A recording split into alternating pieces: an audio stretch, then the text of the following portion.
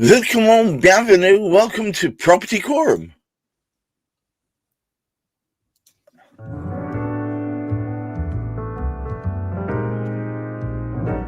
Now, as you probably have noticed, it's a slightly slimmed down version of Property Quorum, but in fact, in many ways, it will lend itself to today's discussion. I know for many years it's been rather a popular thing.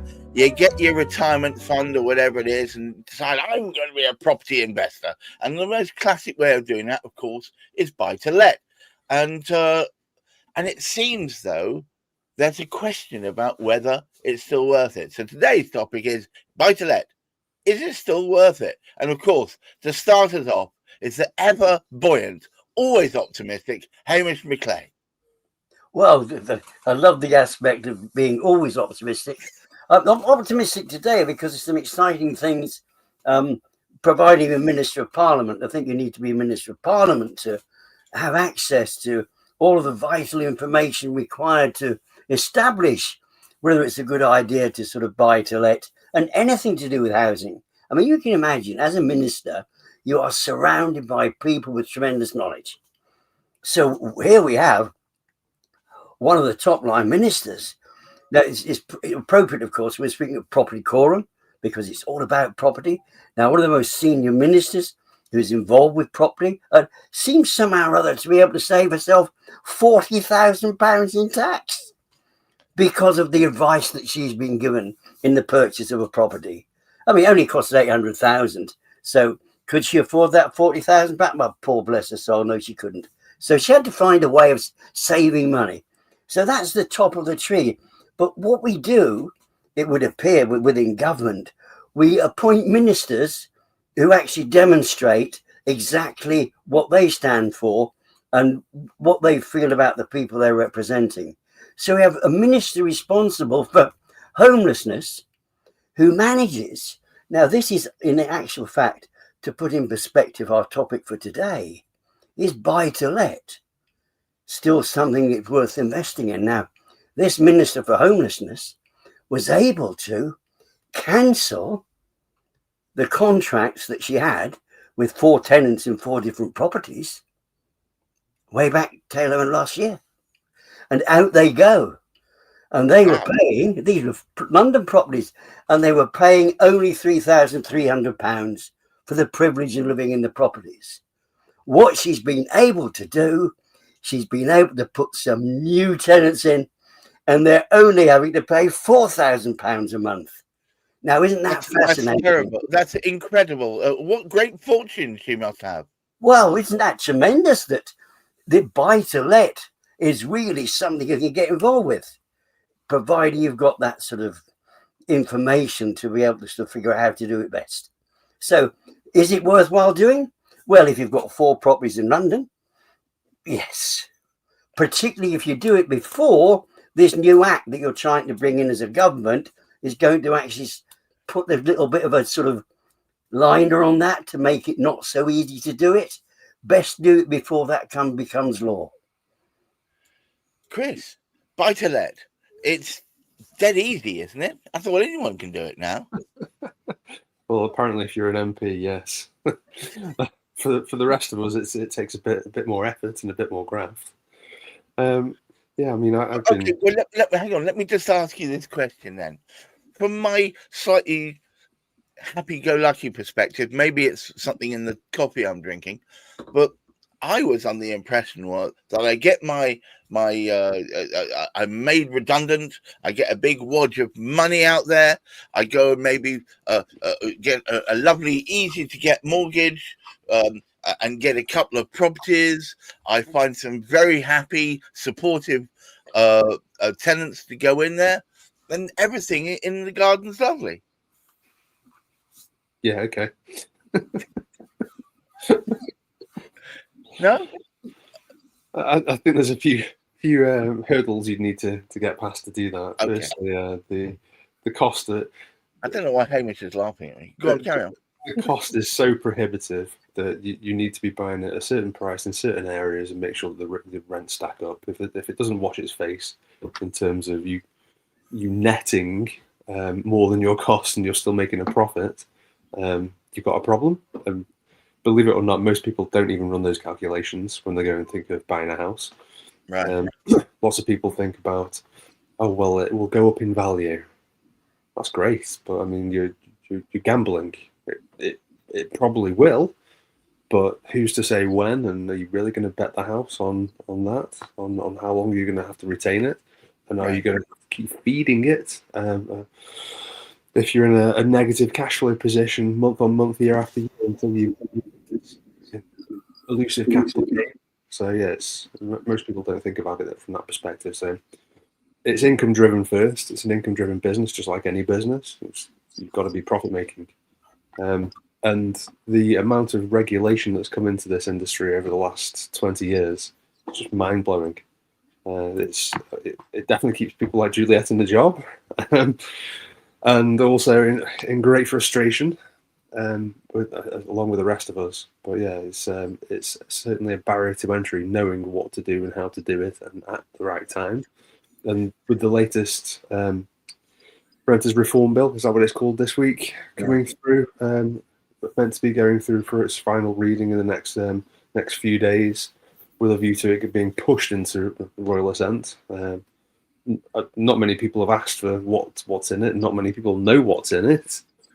So it's certainly causing a lot of contention in the markets at the moment. We are, as part of our acquisitions, we run a direct vendor pipeline. Everyone who's getting in touch is a landlord.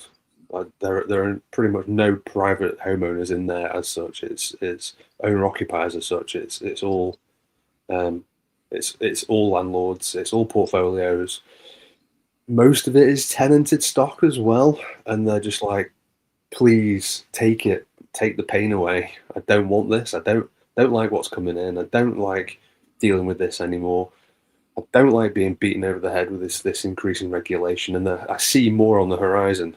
It's like, nah, I'm done. I'm out. I'll take a hit on the price. Just give me the cash and let me walk. So interesting times that we're in. So they're not. So people are coming to you and saying, "I've had a successful portfolio. It has been making me money, but now because of perceived pain on the horizon, I want out." Yes. Lots of these landlords, they've been accruing property over their lifetime, over a 40 to 50 year working span, and they've been buying property with surplus cash back in the days where you could genuinely do that, and a property was worth 2 or 3 years' pay. Obviously, we're not in that position anymore, and the capital values of these properties has gone up through the roof. So they've certainly got a disposal challenge, and the taxman with one eye on what they're looking to offload, which I think they've gone past caring. Ones who have chosen to keep finance on these properties since George Osborne changed the regulations all the way back in 2015 when I was talking about this, and it's not quite how I'm going to explain it, but the upshot is a landlord feels they're getting taxed on their gross income rather than their net income because of not being able to offset the cost of finance, which any other business in the world can do. It's a cost of business. So the fact that the HMRC are saying landlords holding stock in their own personal name with finance on it is not a business when they're renting property to tenants as a business. Right. It's wild. So that was the real death knell for, I guess, the more modern landlord, or the landlord with a stock in their own name with large amounts of lending on it, because it was a tapered scheme. It fully bit in 2020 when the world imploded. There was a short uplift while everyone was off work and rents went bananas and house prices went bananas. But now they're starting to feel the pinch. They're feeling that impact. They've had years now, people with this lending, this impact on their lending, and not being able to offset this finance cost. They've now had years of potentially making neutral or negative cash flow on their portfolios, and they're like, well, what the hell's the point? Which is why we're seeing this mass exodus. So they're not making the money. They're going to get hammered for more money, and they're going to have to deal with all this increasing regulation, as well as all the headaches with having to run a portfolio. It's problematic for people. So it certainly the capital structures and corporate structures for how people hold property, if they're looking to do it at a serious level moving forwards, need to be rethought. But yeah, there's some real problems ahead. And it's all driven by there's a choke on the supply of property. So it's still pushing those prices higher, which is causing damage across the market.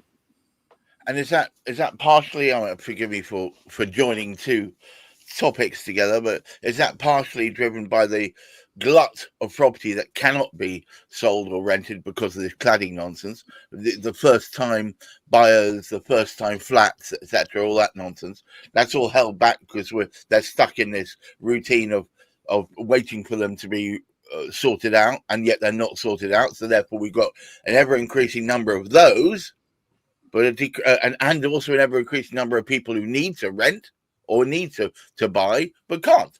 It's all connected, Gareth. So yeah, that's just one part of it. The big one is they've just refused year on year to build the houses that we need. Right. And it's now at a point where we are at. I think we're past the breaking point. You're just starting to see the genuine devastation and damage that it's causing as it's all crumbling around them. And they cannot build those houses fast enough. They cannot retrofit those Grenfell potential disasters Mark 2, 3, and 4 fast enough. They just need to do it. They need to take the action and get on it, get off their asses and do it. They've got the capital, they've got the resources, they've got all the people around them. They're just not doing it. I mean, this came in 12 months ago, torn up the rule book. It's like, well, you had a load of stuff that was working. Why tear it up? Yeah. Why break what's unbroken? So let me ask you the direct question. Is it the end of the casual or accidental landlord? The successive governments have intentionally gone out to destroy them with a view to bringing in corporatized, large, industrial type landlords. There are. It's going to go towards these big insurance companies and pension funds that end up owning everything. And it's not the so-called German model, whereby huge businesses own tracts. It is, yeah. And I'm not convinced it's beneficial to people and their best interests. Hamish, what a cheery tune we're singing today. Well, I thought you were coming full of cheerfulness and. I was trying. Well, cheerfulness is somewhat like beauty. It is in the mind of the beholder. Depends how we need to look at it. There is always a silver lining. Occasionally, we are a little bit lost to try and find out where it is. However, there is not that I can reveal any. Because even on top of what Chris is saying, he's speaking about additional regulation. We have a government here which is so keen on evolving and creating all of these additional sort of properties. This 1.5 million that was, which we're into the process now, so we're behind already. Not that in itself matters, because we're behind anyway, because the number of people are coming into this country, because that hasn't actually ceased, that hasn't stopped. So we've got, the demand is growing, and it wouldn't be so bad if it was from the indigenous population, but if you like, even our sort of birth rate is lower than reproducing ourselves within this country. So there's a whole lot of disparities sort of going on all over the place. And on top of that, as I said, this government which insists that it's looking to actually create more safe housing for people, is hiding behind certain barriers, cladding sort of almost, because it's not including everything within that particular sort of framework. So we still don't know what we don't know. There are thousands upon thousands, if not millions of properties which haven't yet been found out, that how serious the cladding scenario is with that. And on top of it, we have a government which is now speaking about possibly introducing national insurance into the earnings of somebody renting out a property. On the one hand, I mean, Chris has explained this very, very effectively, that as an individual, it's you have become worse and worse off progressively since something like sort of 2015. And all of a sudden, this new government, which is coming in, has decided, right, let's introduce some national insurance. So that poor soul, that occasional landlord, the occasional landlord so very often has a good working relationship with their client base.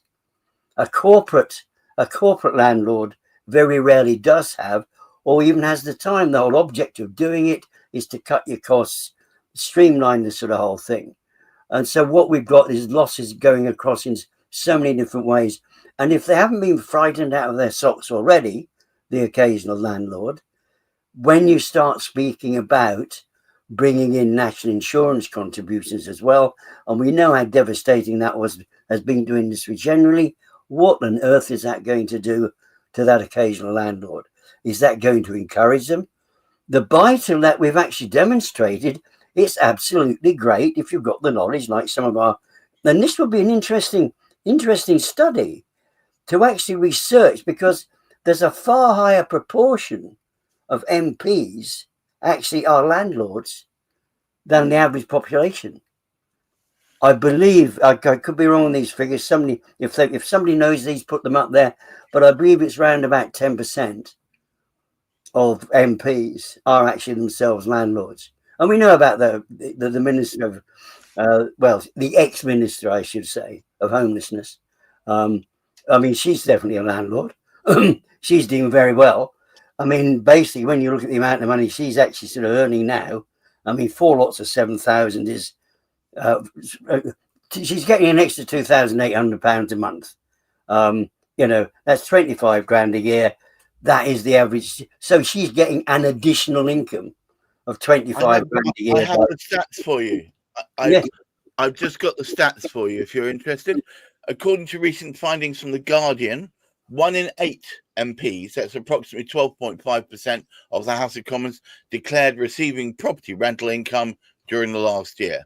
That includes 4 Labour cabinet ministers, Rachel Reeves, David Lammy and Ian Murray, and prominent amongst other landlord MPs such as Jazz Atwell, who owns at least 18 rental properties. So, well, there we go. If you've got the knowledge and the expertise and you remember the government, you get access to all of this expertise. But as Chris actually explained, the corporate landlord, there has to be money in it. So the corporates are going to gain yet again. Are the individual clients out there, are the individual residents, the sort of people that Chris helps into being able to spend some time in a property which they feel comfortable in? That is they're trying to move that aside. They're trying to get away from that. And that's a sad thing to me. But yes, it obviously works. Well, I'm going to say a little word. I think Root Home do this, but in an equitable manner that supports all sides, including tenants and also landlords who want to get out of the game. So if you are interested in any of the aspect of that, or you're looking to invest in an amazing property business, then I would suggest you have a chat to Chris. Hamish, McLay, thank you once again for setting us straight and for diminishing any of the flickering fires of hope that I had going. But I would say to all of us, if we could persuade our sweet government to start bloody building, if we could get that underway, I swear within a couple of years we'd be back on top of this damn thing. But it seems their reticence is properly what's holding us back. And let's face it, in successive governments of all hues, they've all promised, have they not, Chris, to promise to build and build and build, and it never really happens. It's the lie that keeps perpetuating. I'm suggesting to anyone listening, get off your keisters and start putting bricks and mortar down. And don't look at it as a business proposition. Look at it as a welfare state proposition. We're supposed to have a Labour government now. They should be all about the welfare state and creating an infrastructure that supports the whole rather than just a few. I'm starting to question that myself now. Thank you once again, Hamish McLay of Search and Convey, and of course, Chris Gilsenan of Root Home, and all of you listening. There is definitely a light at the end of the tunnel. Let's hope it's not an oncoming train. Until next week, bye-bye.